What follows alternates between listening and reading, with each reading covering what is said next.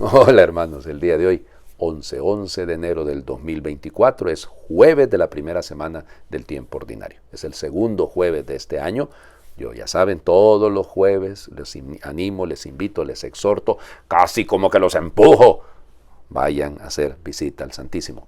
Si todos los días lo hacemos, fantástico, pero sobre todo el jueves para recordar el momento en el que fue, el día en el que fue instituida la Santa Eucaristía, ¿no? Así que les va a hacer mucho bien, nos va a hacer mucho bien si nos tomamos un momentito de tiempo para ir a hacer visita al Santísimo. Repito, en la mayoría de las parroquias está expuesto el Santísimo los jueves, alguna hora santa o más todavía si se puede, claro, pero tómense unos 15, 20 minutos al menos, digo, para estar en la presencia del Señor. Hoy es día de San Teodosio el Grande, así se le llama, San Teodosio Cenobiarca, es otro nombre o otro apelativo, o Teodosio de Judea. Porque no era de Judea, él era de Capadocia. ¿Se acuerdan igual que ayer Gregorio de Niza, que era de Capadocia? Solo que Gregorio de Niza nace en el Ponto y él va a nacer en un pueblo en el año 423 que se llama Mogarizos. De una familia con mucho dinero, su mamá se llamaba Eulogia, su papá se llamaba Proeresius. Muere el papá y fíjense que la mamá decide hacerse monja y se va ella también a vivir a un convento, a un monasterio, y va a ser él el director espiritual, va a ser precisamente Teodosio el que le servirá de director espiritual. Miren, todos los biógrafos repiten lo mismo, nos dicen que la familia lo educó de tal manera que todos los días al menos leía una página de la palabra de Dios. Y de esa manera el hombre se fue grabando y le encantaba la figura de Abraham. Y entonces él dice, bueno, si Abraham deja su casa y se va a la Tierra Santa, eso mismo tengo que hacer yo. Claro, Abraham deja Ur de Caldea y él deja sencillamente Mogarizos en Capadocia y se traslada a la Tierra Santa. Se va a los lugares santos. Cuando va llegando a la Tierra Santa se encuentra con Simón el estilita, el santo, ¿no? Y Simón lo mira ahí en la multitud y lo manda a llamar, Teodosio, vení para acá. Y aquel se queda, pero ¿cómo es posible que se sepa mi nombre? Y le dijo, tú tienes que ir a la Tierra Santa, tú tienes que dedicarte a esto y esto y esto. Y casi le predijo lo que le iba a tocar, ¿no? Al llegar a la Tierra Santa se encuentra con un monje que se llama Longinos. Fíjense ustedes, igual que aquel de la lanzada contra el Señor Jesús, el pecho, el que le atravesó el costado a Cristo crucificado. Bueno, pero no era el mismo, evidentemente estamos en el siglo V, digan. Pero bueno, bello, y él lo empieza a ayudar, él se retira al fíjense que se va, supuestamente, la tradición dice que a una cueva, que esa cueva le sirvió de refugio a los Reyes Magos cuando iban, después de que fueron a Belén y se fueron de Belén, entonces se durmieron ahí en esa cueva y ahí se fue a instalar entonces Teodosio y empiezan a llegar los discípulos, oigan, porque era un hombre de mucha fama, entonces se ve obligado a fundar un monasterio. Por eso cenobiarca es el jefe de un cenobio, ¿no? El que está, el cenobio sarcos, el que manda en un cenobio, en una comunidad de muchas personas que viven retiradas. Y olvídense, al final terminó fundando 3 monasterios, y bello, fíjense, un monasterio para la gente de habla griega, un monasterio para la gente de habla eslava, digamos, y otra gente de lengua más oriental. Así, bello. 3 monasterios distintos. Igual pone 3 hospitales en el sentido de lugares para hospedar a los peregrinos. Y bueno, ya les digo, una vida llena de mucho ayuno, mucha oración. Este hombre realmente era un modelo en ese sentido. Bueno, y él funda el monasterio de San Teodosio, que al mismo tiempo es tan importante como el monasterio de San Sabas.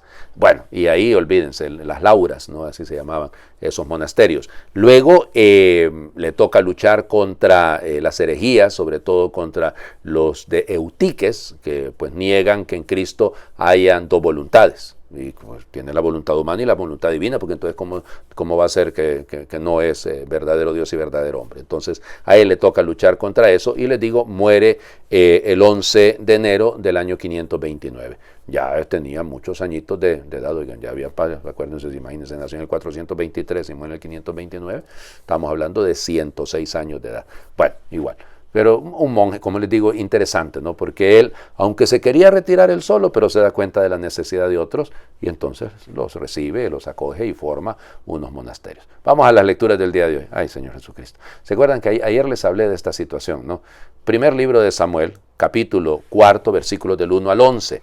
Sucedió en aquellos tiempos que los filisteos se reunieron para hacer la guerra a Israel y los israelitas salieron a su encuentro. Acamparon cerca de Ebenezer y los filisteos en Afec. Los filisteos se pusieron en orden de batalla contra Israel, Se trabó el combate y los israelitas fueron derrotados y sufrieron 4,000 bajas. El ejército se retiró al campamento y los ancianos de Israel se preguntaban, ¿por qué permitió el Señor que nos derrotaran hoy los filisteos? Traigamos de Silo el arca de la alianza del Señor para que vaya en medio de nosotros y nos salve de nuestros enemigos. Mandaron traer de Silo el arca del Señor de los ejércitos que se sienta sobre los querubines. Los 2 hijos de Elí, Hofni y Pinhas, acompañaron el arca. Al entrar el arca de la alianza en el campamento, todos los israelitas lanzaron tan grandes gritos de júbilo que hicieron retumbar la tierra. Cuando los filisteos oyeron el griterío, se preguntaron, ¿qué significará ese gran clamor en el campamento de los hebreos? Y se enteraron de que el arca del Señor había llegado al campamento. Entonces los filisteos se atemorizaron, decían, sus dioses han venido al campamento, ¡pobre de nosotros! Hasta ahora no nos había sucedido una desgracia semejante. ¿Quién nos librará de la mano de esos dioses poderosos? Estos son los dioses que castigaron a Egipto con toda clase de plagas. Cobren ánimo, filisteos, y sean hombres. No sea que tengamos que servir a los israelitas como ellos nos han servido a nosotros. Luchemos como los hombres. Los filisteos lucharon e Israel fue derrotado. Todos los israelitas huyeron a sus tiendas. Fue una derrota desastrosa en la que Israel perdió 30,000 soldados. El arca de Dios fue capturada y murieron Hofni y Pinhas, los 2 hijos de Elí. Palabra de Dios. Te alabamos, Señor. Ok, 3 cosas.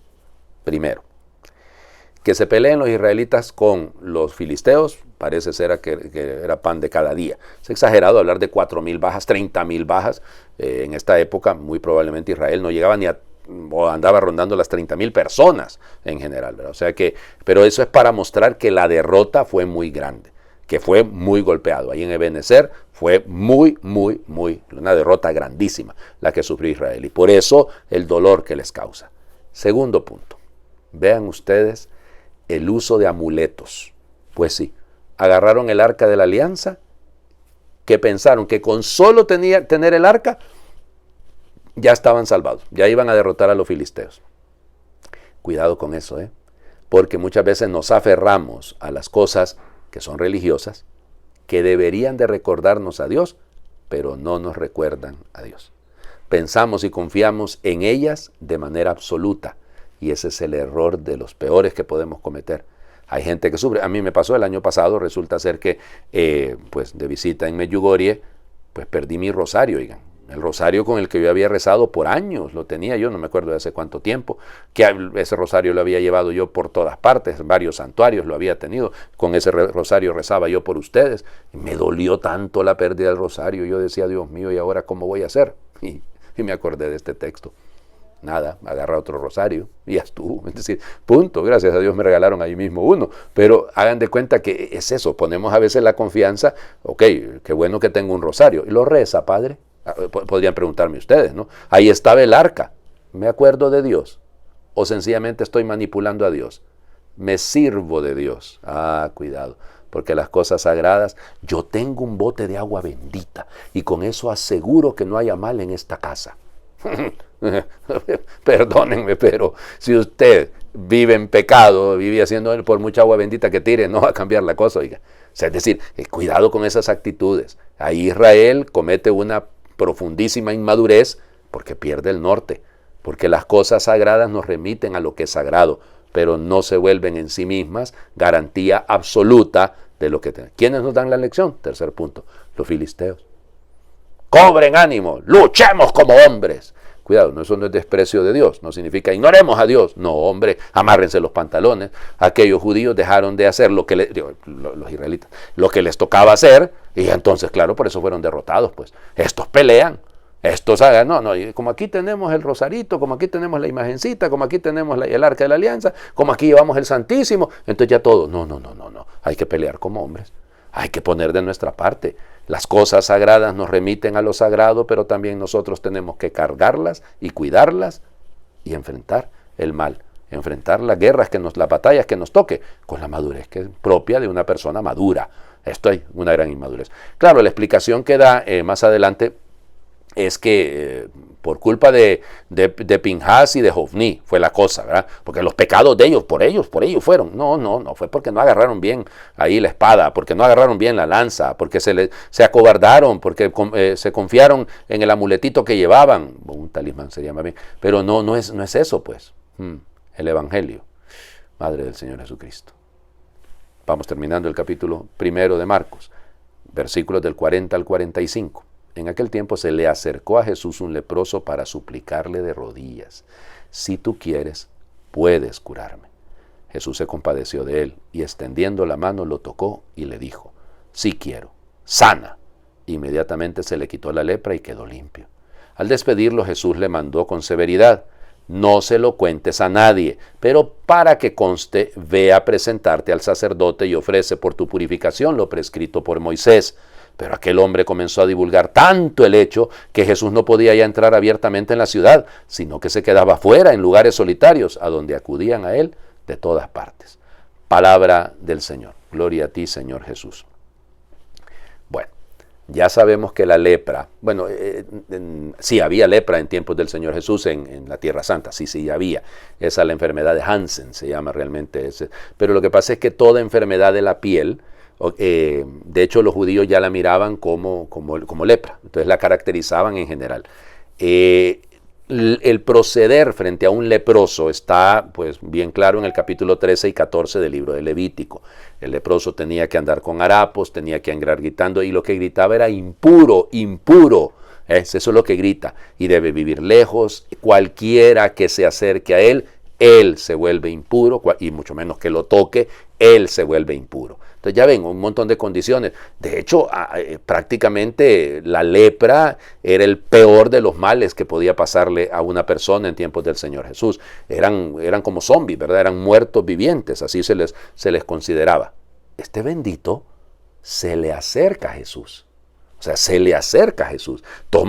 Se salta, olviden, lo podían haber apedreado. Cualquiera que lo viese cerca de una persona sana, tenían que haberlo corrido, tenían que haber, mejor matado. Sí, porque claro, ¿cómo se atreve con sus impurezas a acercarse a alguien que es puro?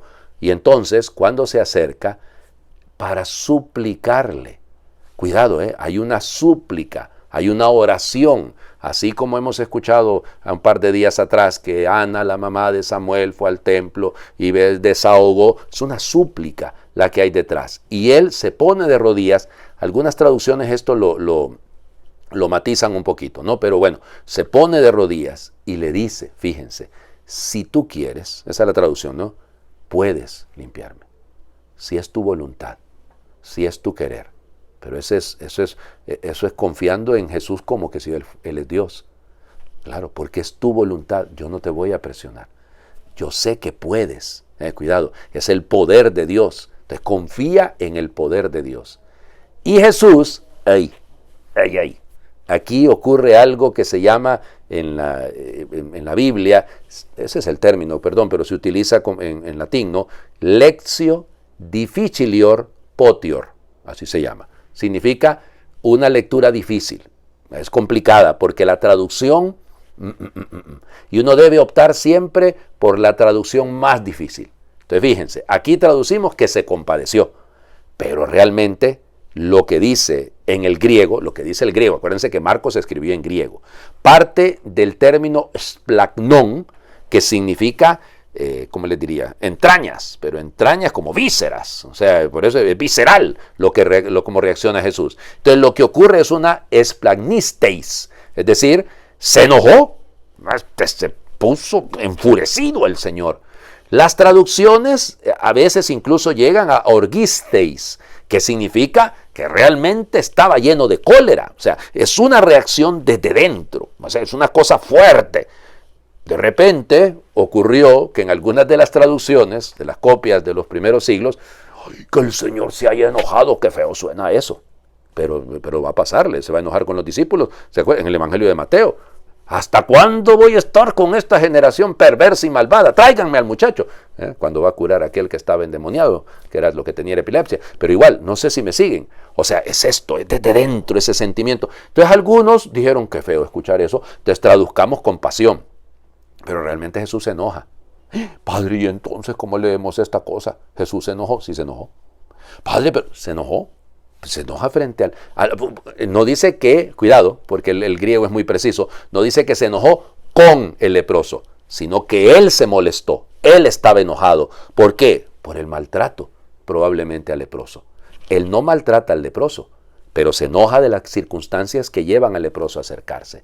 Y entonces se compadece, extiende la mano, lo toca y le dice, cuidado, son 4 verbos: compadecer, en este caso orgisteis, o sea, llenarse de ira, de cólera, extender la mano, acuérdense en el mundo judío, brazo extendido, así liberó, extiende el brazo, le dijo Dios a Moisés para que abriera el mar. Bueno, extender el brazo es un gesto de Dios. Toca a Isiano.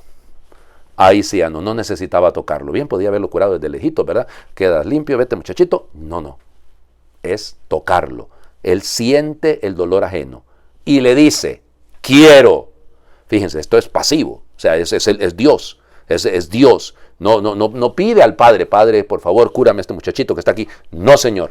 Es Él directamente el que lo hace. Es Él el que dice, quiero. Queda puro. Fíjense, queda purificado, no le dice sana. La traducción está bien decirlo así, pero lo que está diciendo es que lo purifica. Porque él es un impuro, ahora lo purifica. Lo que sigue, inmediatamente, eitis se dice en griego. Lo hemos escuchado. Los discípulos inmediatamente dejaron la barca y lo siguieron.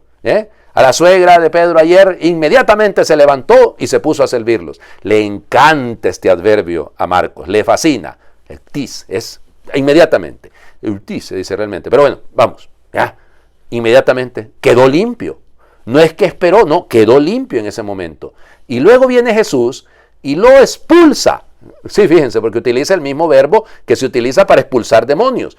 No es porque lo está corriendo, sino porque está otra vez enfrentando el mal, porque la enfermedad, fíjense, ¿qué es lo que hemos visto? Curación de enfermos y expulsión de demonios. Es el mal. Entonces, por lo tanto, lo expulsa y le dice, vete, no le cuentes a nadie, vete a presentar a los sacerdotes, porque tiene que cumplir con lo que dice el libro de Levítico. Pero aquel hombre no lo hizo. Y empezó a contar, claro, entonces Jesús ya no puede entrar abiertamente en una ciudad, porque desde el momento en el que tocó a uno impuro, él se volvió impuro. Esa es la redención, ¿no? Él asume sobre sí nuestras faltas. Hagamos oración. Señor Jesús, al hacerte humano tocas, abrazas y besas la pobreza de nuestra naturaleza, la debilidad de nuestra carne y de nuestro corazón. Gracias, Jesús, por tocarme, abrazarme y besarme. En el contacto entre tu mano y la mano del leproso, quedó derribada toda barrera entre Dios y la impureza humana, y nos mostraste que tu amor es más fuerte que cualquier mal, incluso más que el más contagioso y horrible. Gracias, Jesús, porque estás siempre de mi parte. Tú nos muestras, Jesús, que la voluntad de Dios Padre es curarnos, purificarnos del mal que nos desfigura y arruina nuestras relaciones, para que vivamos felices, como buenos hijos de Dios Padre, como hermanos de todas las personas. Gracias, Jesús, por curarme, por purificarme, por perdonarme. Jesús, tomaste sobre ti nuestras enfermedades, te convertiste en leproso para que nosotros fuéramos purificados. Gracias por asumir el dolor y la muerte para darnos la salud. Señor, que tengamos el corazón siempre abierto para dejarnos tocar y curar por ti, para abrazar y sanar a cuantos nos necesiten. Amén.